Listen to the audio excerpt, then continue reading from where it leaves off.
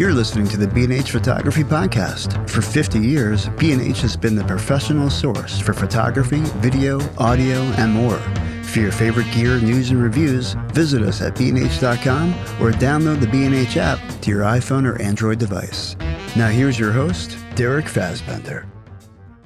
Welcome, listeners. I'm Derek Fahsbender, host of the B&H Photography Podcast. I'm also host of our new monthly series, Next Frame, in collaboration with creative producer Jill Waterman and audio engineer Mike Weinstein. Inspiration doesn't have an age gap. Maybe you've heard it 100 times before, but this time it hits differently. Or this time it's where it sinks in and you have that aha moment. That's just one of our takeaways from today's chat with Grace Mc Nally, a creative Renaissance woman with a passion for community. Born and raised in Queens, New York by two creative and crafty Irish immigrants, Grace has a diverse skill set with more than 7 years of experience running her creative production house, Allegro Photo Industries. During this time, she has trained under celebrity photographer Mark Mann, won a Scholastic Golden Key, worked as an art director at Area 23, spoken at the 2023 D&AD Awards, created content for Meta, captured icons like Shaka Khan, Lil Wayne, and Drake, been interviewed by Vice, and cast talent for Roblox. Grace also plays video games and football, produces an immigrant-centered cooking show, makes zines, directs music videos, performs spoken word, collects manga, colors with children, and teaches photography to teens at NYC Salt, where she was a student herself from 2016 to 2020. Grace Mc Nally, welcome to the show. Hello, thank you for such a great introduction. It's great to have you on. Look, what don't you do? I feel like there's nothing you can't do, and it's across the board, a wide range of interests. Yeah, definitely. There's a lot I don't do, but, day by day. Day by day, you're getting there. You'll check it all off the list. Well, I want to take it to the photography part. Obviously, that's why you're here. How did you first get into photography? So my dad came to America as a photographer. He was a musician and lived in Bermuda after leaving Ireland. And at the time in Bermuda, if you had immigrated there, you could only have one career. So he was a full-time musician. And when the color camera came out, he picked up an interest in photography and he was given an ultimatum. So he left and came to the States and became a full-time photographer. And then my mom came to America to intern for him. So that's the story of them. And my dad passed away when I was 12. And after he passed away, I really became interested in photography. It was kind of my connection to him. And I went with it and I haven't been able to stop. Was it from a young age, or was it really once he passed away, it was something where you're like, you know what, I want to carry on his legacy? It was from a young age, I would say. Like, I would always watch what he would do. He was the type of person where if we blew out our birthday candles, he would have us do it again so he could get a good shot. So, yeah, I always had that interest, and he had given me like a small digital camera. And then maybe a few weeks after he passed away, I started to take photos on an iPod Touch. And eventually I worked up the courage to ask my family if I could use his camera. And everybody was very nervous about it, but I got to use an actual camera. And shortly after that, I found NYC Salt, and that really threw me into the world of photography. I actually used to mentor at NYC Salt. So for anybody who is not familiar with NYC Salt, wonderful organization. And really, my time there, it's like I enjoyed it so much. And it's the passion that you see in the students at NYC Salt. It's like even at a young age, they're so passionate about photography. What is probably the biggest thing you learned in your time at NYC Salt? I would say to work a subject. Like, that was really taught to us. I'll shout out Scott Thody. He was a teacher at Salt. He was also a personal mentor of mine and still is. And he would have us literally dance around a subject. Like, he would put music on and say, okay, we all need to dance, like move your bodies, move around. And through that, he ingrained in us, like, when you shoot a subject, I want to see you low, high. I want to see you everywhere. And when you leave, you can look back and know that you've captured everything that you could have. So that was definitely something that has always stuck with me. Scott is a great instructor, and I think it's his, again, passion. Just like the students, Scott has such a passion, not only for photography, but also for teaching, It makes it infectious. And when you listen to him teach and watch him do what he does, you see why it's such a successful program. Absolutely, yeah. I mean, there's so many people that walk through the doors of Salt that are so passionate about the craft and being there. And I'll speak for myself, being a student and seeing that, it really made me not afraid to be passionate about something and to show that. I think, especially when you're a teenager, sometimes being really passionate about things, it doesn't always look cool. Mhm. But that's something that was really taught at Salt is just, like you should be on fire right now. Like whatever makes you feel that way, keep with it. And Alicia and Adam, all of the alumni and teachers at Salt are so insistent about helping you follow your passions. Definitely. Now, did that shape your trajectory from there? I mean, you didn't go to college. You took a more direct route to studying photography. And then you also introduced to D&AD Shift NY, design and art direction.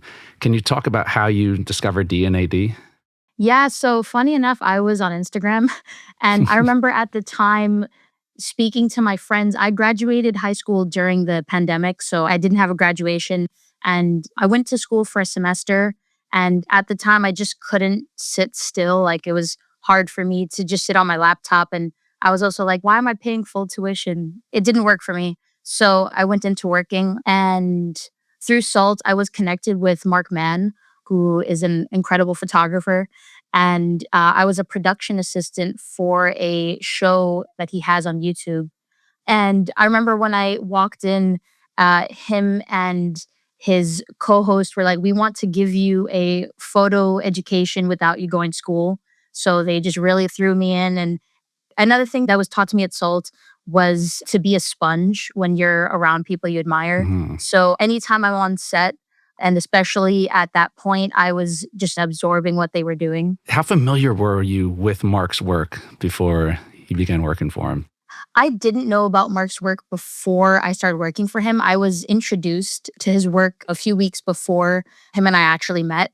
We were connected through Michael Kaminsky, who's an amazing producer that works closely with Salt. So he had told me a bit about his work, and I had seen his photos before. I was a huge fan of Anthony Bourdain growing up, so he has an iconic image of Anthony Bourdain Mhm. that I had seen time and time again. I remember the first day I walked in, like, he's such a personality. That's an understatement. Yeah. I love Mark. Yeah, no, Mark is great. One of the things that I really noticed watching him was kind of how he disarms the people that he's shooting with his personality, like through his jokes particularly. Like I Mhm. remember he had a joke app on his phone and he would as we would have coffee in the morning, he would be looking through his jokes and he was like, this is important. And I would see him use those jokes on people as he shot them. And, as we spoke more, he told me, like, sometimes you have 3 minutes to shoot someone. And the way you can get a most authentic photograph, it's really about how you connect with people. So I saw from him that he really used his charm, his charisma, his personality to get that photo. Yeah, I mean, Mark, it's like he's sarcastic. His sense of humor, he'll say something and you're like, is he Yeah. joking? Is he serious? He's like very straight up, but he's super talented and he commands that respect when he's on set. When you see him, you can just tell he knows what he's there to get. And I think that confidence really shines through and helps anybody who I can imagine is learning under him. Like, there's no better person to learn from of how to go in there and take charge of a set and a shoot. Absolutely. Yeah. And another part of that is he's so kind and very down to earth. And I think that helps him connect with such a variety of people. When I was working under him, he had started a project that's out now where he was photographing dancers. So we'd have sometimes 20 dancers come into the studio in a day. And he had such a genuine connection also because he's very curious. And that's something that has always been very rooted in myself. I'm a very curious person. Like I will rattle off questions for hours and I love to learn. That was also something that I picked up watching him and watching other photographers as well. Like being curious will always lead you to have fresh perspective and fresh views. Grace, can we circle back briefly to D and AD Shift and how you found out about them? Yeah. D&AD is a award house and like advocates of design and art direction, originally based in London. And D&AD Shift is a program that they have for non-traditional creatives across the globe to bring them into the world of advertising. So I was still working with Mark Mann, and I came across the program and I applied. At the time, I was really wishing I had a creative community. A lot of my friends were in college, and something I had always heard from photographers about going to school for photography in New York is predominantly just about paying for connections. And I remember that made me mad. I was like, you shouldn't have to do that, like paying for a human connection that just isn't right with me. So I went into working. Anyway, I was accepted to D&AD Shift, and I was the youngest person in the program. It's not usually geared towards people under 20. I was 18 at the time, and the oldest classmate I had was 54. So it's pretty wide range, and it's people at different stages of their career who just have very non-traditional backgrounds. It's a 6-month course, and in it, I realized that so much of what I really love to do with photography could be classified as art direction. So I really got to play around with that. And we did a few briefs for different brands, Spotify, Diageo, Airbnb. In the program, you're introduced to a lot of different agencies. We would go in person and connect with people in the industry. And I was scouted for Area 23, which is a pharmaceutical agency in New York. I had never thought of myself getting into that lane, but a lot of the work that they made was very inspiring to me. And it is an incredible agency, and they do give people so much freedom when it comes to pitching your ideas. So there was a lot of great work I got to work on there. That sounds so fascinating. I never heard of D&AD Shift before. Is it a paid course or is it merit-based or? So it's a free course. It's kind of like a free night school. And it's about finding balance. So I was lucky at the time where I was working with Mark Mann and doing freelance work. So I did have a lot of flexibility in my schedule, but a lot of my classmates did have full-time jobs. But the same thing for Salt, you get out of it what you put into it. And I think both of those programs really taught me about the power of community and helping each other and doing free work and just having conversations. And those connections have been what has got me jobs. Having these genuine connections with people and struggling on them with projects. And those are the people that I work with time and time again. And I find myself doing the work that makes me the most happy. Well, speaking of that perspective, how has your vision as a photographer changed through this whole process? I mean, you've learned through great organizations, you've worked under Mark Mann, but ultimately you have to find your own way and voice and vision as a photographer. What were you interested in when you first started that photography journey? And how do you compare what you used to produce then and what you're doing now with your work? Yeah, that's a great question. When I started photography, I was really learning how to express myself. I wasn't very good with my words, and photography became an outlet for me that I had never had. Like I could just create something. I love Photoshop. I love photo manipulation and self-portraiture. So when I first really had that passion for photography, it came out through my self-portraits, and it was like a self-service type of thing. It was kind of like a diary for me, my photos. And even now I can look back at every one of those photos and I can remember how I felt when I saw the image in front of me. It was just like a sigh of relief. Where I'm at now in my photography and what I try to do with my work is to serve others. So a lot of the projects that I work on, I really want to hear other people's stories. I know how powerful visual media is at the moment and the history of visual media. So I really just try to see who can I make something with and how can their life be changed by what I'm doing. So I work with a lot of small artists. I'm currently living in Ireland for the next few months, and I'm working on a project here finding musicians that make music askelga, so they make music in Irish, and I'm doing free media for them. For musicians nowadays, it's so difficult. You're not only making music, but you have to create a personality for yourself online, create the content, and build a visual identity. And I think when you have the space to just make art for the sake of making art, that's when you can make things that really connect with people. So I'm trying to just help lighten the load a little bit by saying, I want to help you with the visual component of it and just offer that perspective. I think we need more of that in the creative industry where it's not so focused. And again, people are going to take this out of context. Not everything has to be paid though. And I think depending on where you are in your career, where the other person is, and sometimes two artists just want to get together and collaborate on something for the sake of creating. Is there a favorite gig or commission so far or collaboration with a musician that stands out to you as a favorite or one that's most memorable?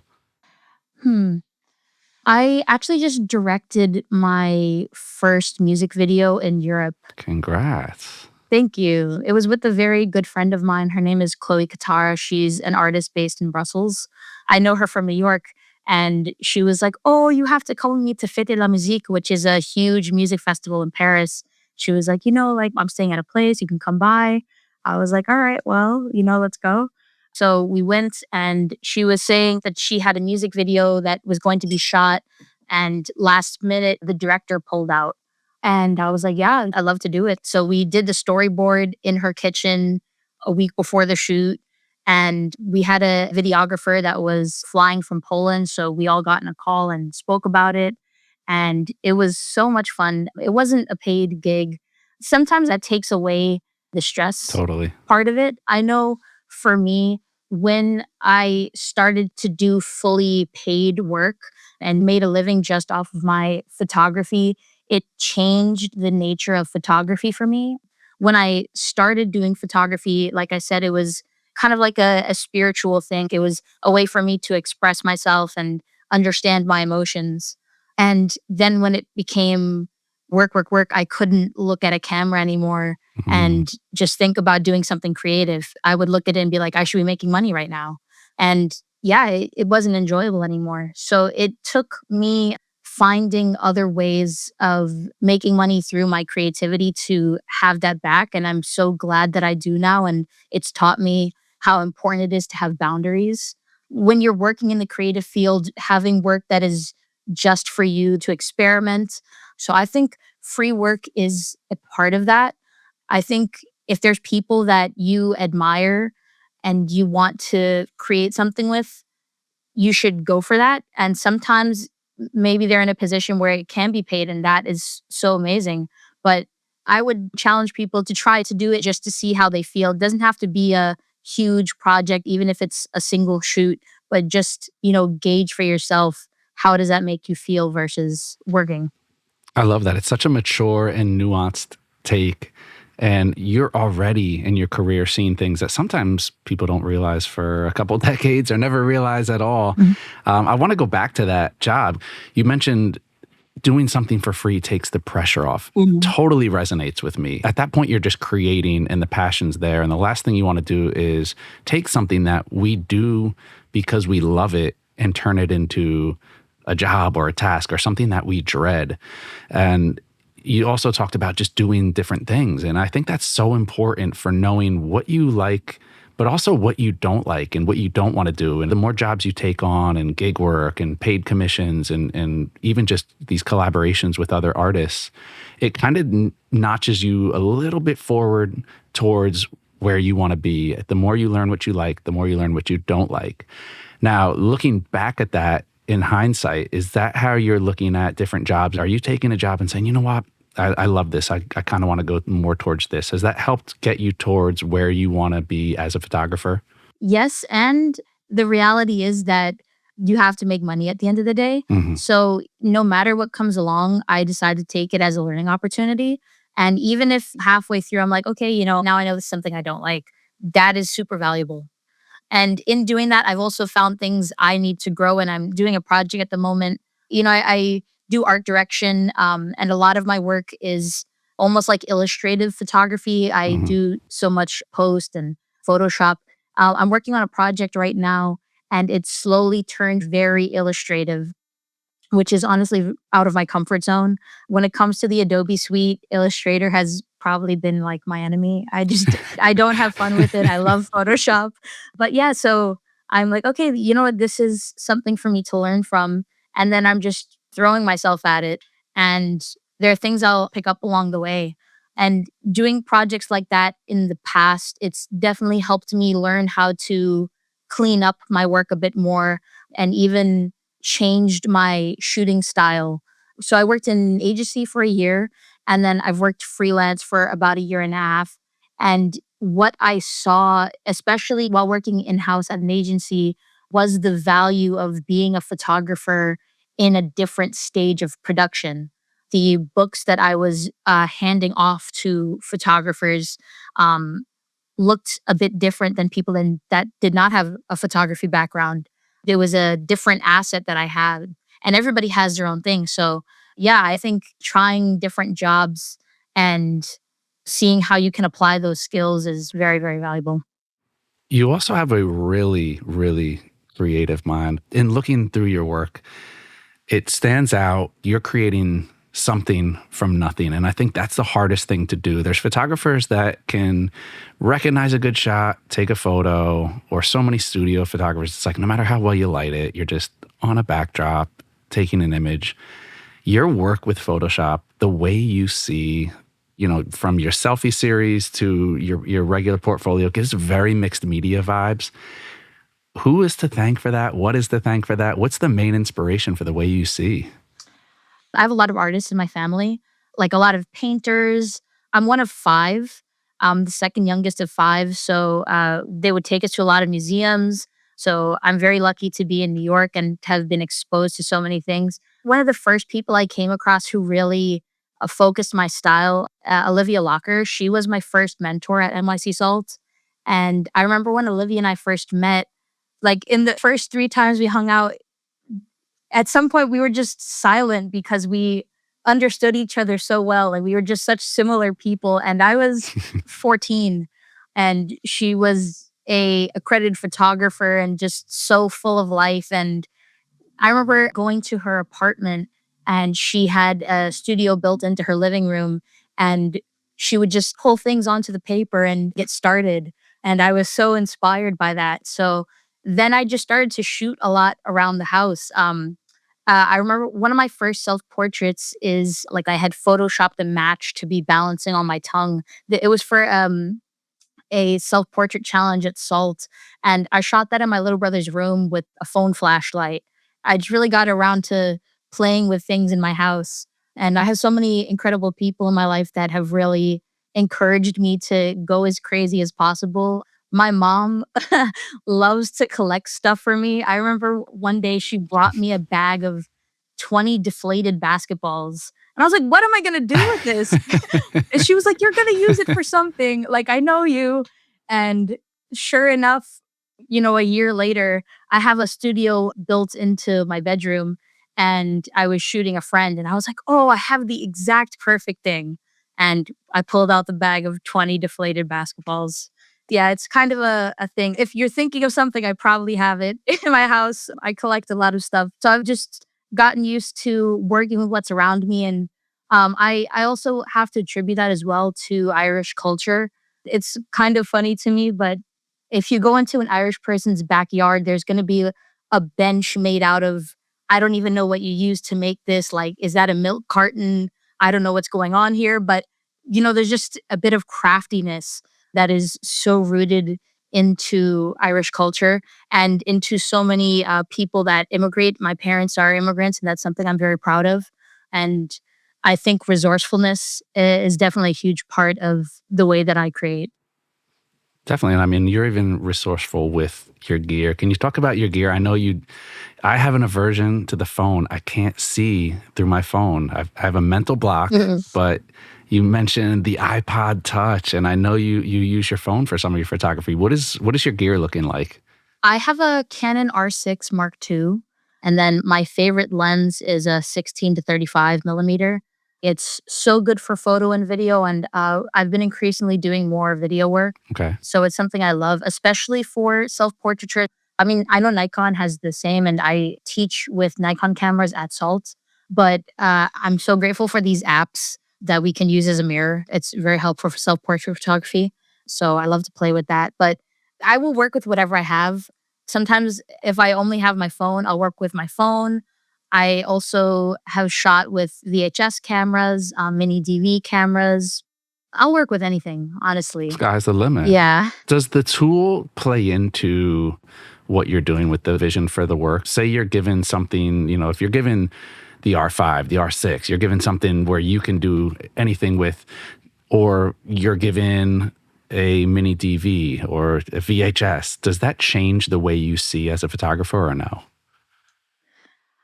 I would say no. I think what impacts me more is the setting Okay. than my gear. Honestly, sometimes if I can only shoot with my phone, maybe it makes me a little bit more competitive where I'm like, okay, like how can I make this look awesome on a phone? So yeah, I think maybe that would be the case. But I do love my R6 though. Like, yeah, it's treated me well. So I totally get the whole, it's like you love a challenge. I love to say, I almost love working with less sometimes to kind of see what I can pull out. And it gets a little boring when you have everything you need and everything goes as planned. Is there a time that you can think of where you were doing a job and stuff didn't go as planned and how you pulled through the adversity? Well, I guess this is geared a little bit more to a different creative project of mine, but I started producing a cooking show last year on YouTube. And the idea behind the show is that I talk to parents that immigrated to the States and I have them teach their child a dish from their culture. And then they also talk about culture and their kids will talk about being raised between cultures. Now I'm also shooting it in Ireland. It's something I've been working on myself. It's a passion project, and I have great friends that are working on it with me. But we had a shoot day and it was our first time. We scheduled 3 episodes in one day. So we're shooting in a commercial kitchen and we have a separate set for interviews. So it's a lot going on to get 3 episodes in one day. I would never do it again because you're making full dishes. But particularly, I remember the last dish that we shot, it was a friend of mine making the Puerto Rican drink, coquito. You know, I remember I had like 4 hours of sleep. I was working the day before and I got there at 7 a.m. to build the set. And by the time we were shooting them, it was 8 p.m. And the blender exploded and there was coquito everywhere.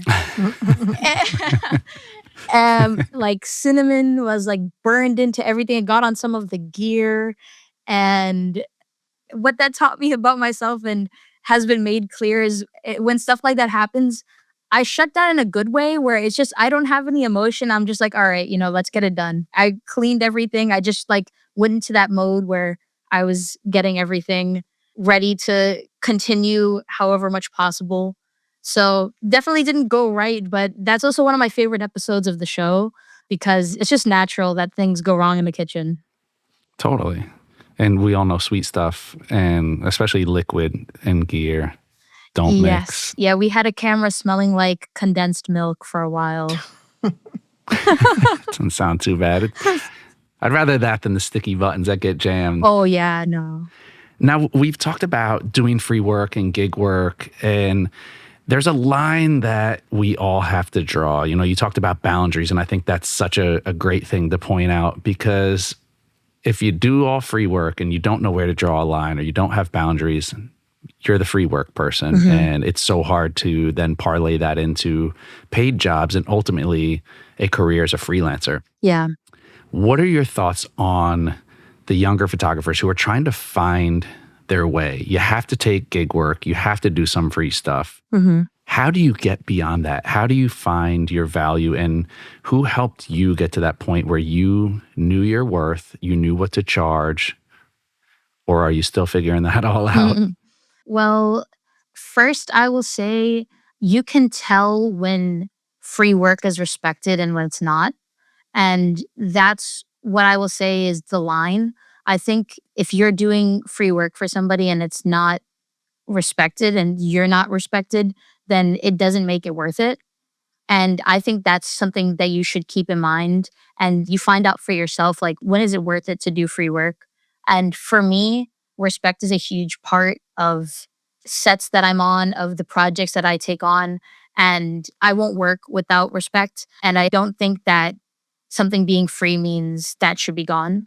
Hmm. So, yeah, that's what I will say to people. I think that having respect for yourself and the person that you're doing work for, having respect for you, that relationship is something to take notice of, particularly when you're starting out. I know that some people say that work is not as respected when it's free. And I think it just really depends on the person and making your intentions clear that this is something that I'm building a career in and I'm building a path and I don't want to be doing this forever. So having that conversation with yourself and also as you're doing these gigs, letting people know what it is that you're interested in. I remember shooting headshots for a director pretty early on in my career. It was a 2-hour shoot and she paid me like $50. But, I had the conversation about where I wanted to go.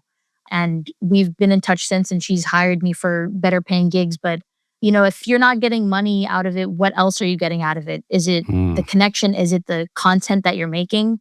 And I think that should impact where you want to go, especially when you're a young photographer.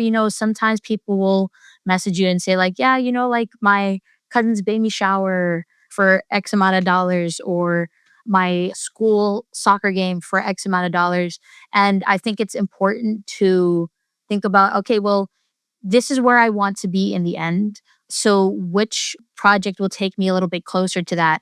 And whether it's the content that you're shooting, like maybe shooting somebody's baby shower is not what you want to do, but at the same time, what else can you get out of the situation? Is it negotiating? If you do that and you want to negotiate being paid a little bit more, then you can look back on that later and be like, okay, like this is what I learned from it.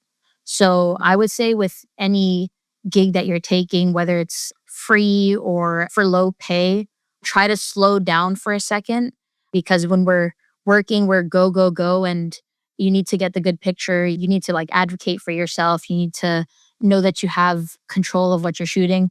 Try to think about, okay, what can I learn right now? And for where I want to be when I have my next foot down, what are some skills that will help me continue to move forward?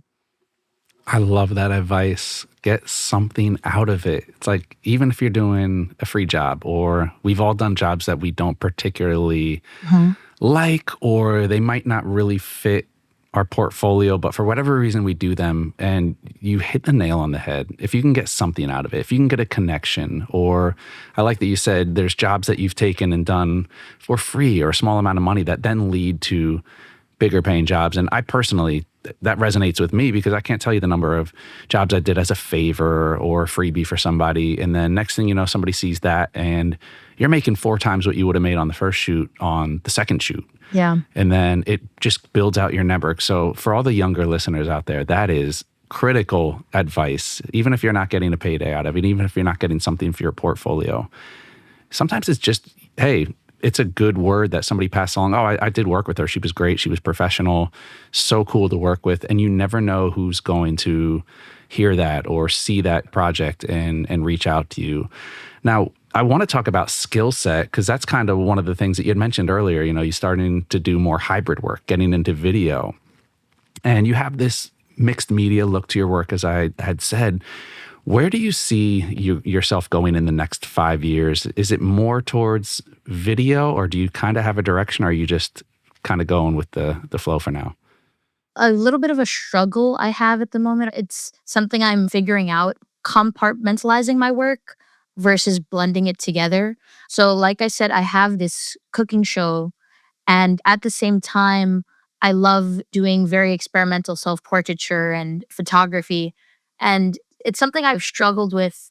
I can divide my energy and my time into doing these projects, but when it comes to the rest of my career, what does it look like? So I'm kind of letting the video work be one piece and my photo work be another.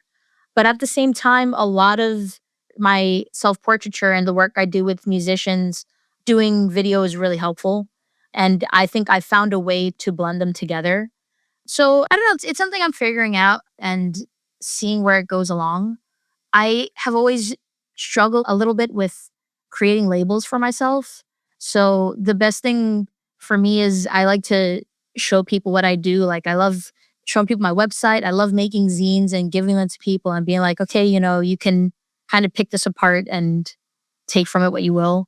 You're having fun with it. Yeah. And I think sometimes you need to have less direction. Not when you're my age. The older you get, the less time you have. You got to have it figured out by then. But I think one of the beauties of being a younger creative is you can dip your foot in everything and see what you like, see what you don't like, and kind of just find your way. And it sounds like you have an extensive body of work already, and you have the professional chops.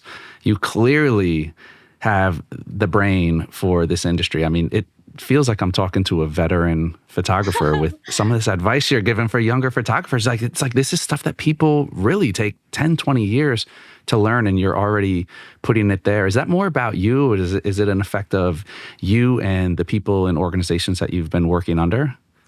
I couldn't answer that, but I would say absolutely. I have worked with so many incredible people, and I really listen to what they say. I think learning from people that have done it before you is always smart.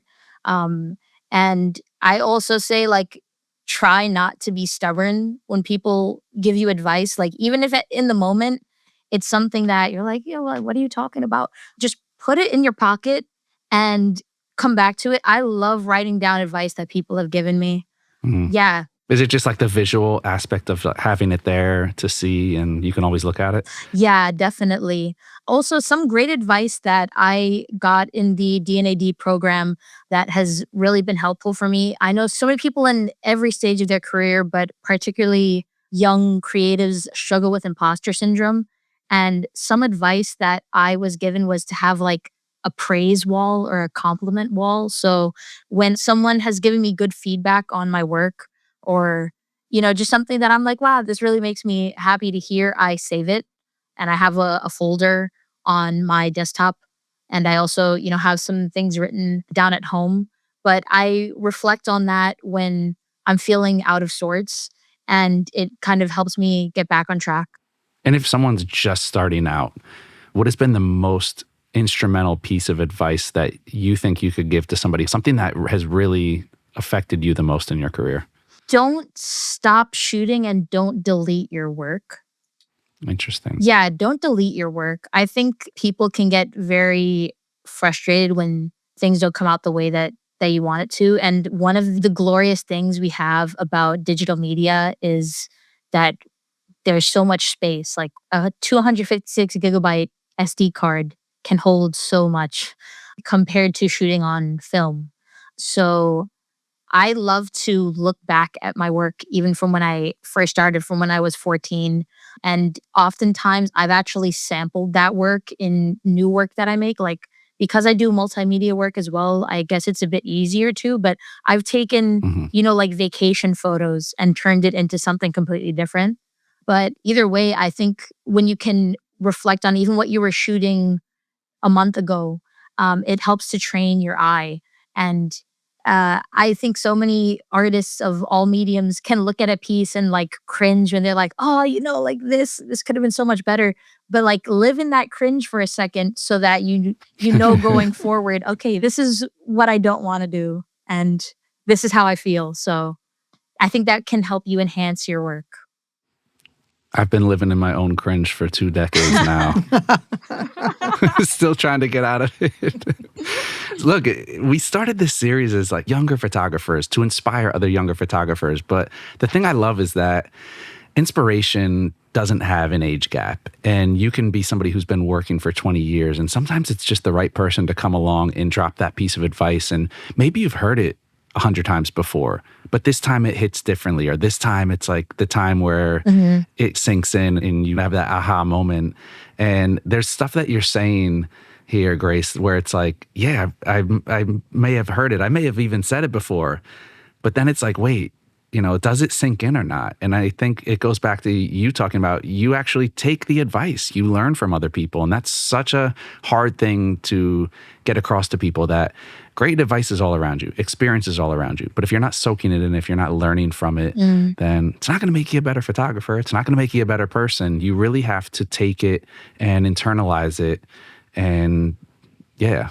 It's such a great thing to see younger photographers who are learning from others and learning from their own experience. Now, what do you have coming up in the future? Are there any projects that you're working on? Anything you're excited to talk about? Yeah, so my self-portraiture is kind of like the largest body of work that I have, or the longest shot body of work that I have.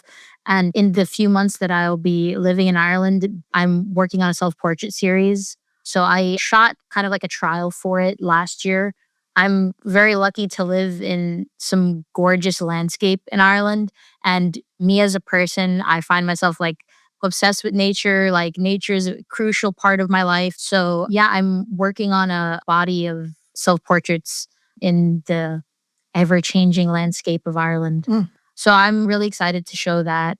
And like I said, advice is something that's really important to me. And I have always loved spending time with my elders and talking to my elders.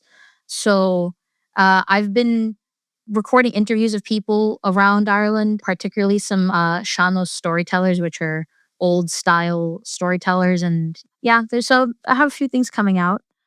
Wonderful. It sounds like you constantly, creating, or at least keeping the wheels turning in your head. And it makes sense. Look, coming from these programs that mentor, it instills in you the value of mentoring and of teaching others. And I think that's how this whole creative wheel goes around: community and uplifting others, and realizing that a rising tide raises all ships. And such a good perspective to have, where you can create your own work, but give back to the community as well, and educate and inspire others. Yeah, something that has been said to me early on that I think is important for everybody to think about, especially with like the buzzword networking, is networking across like the people that are sitting next to you.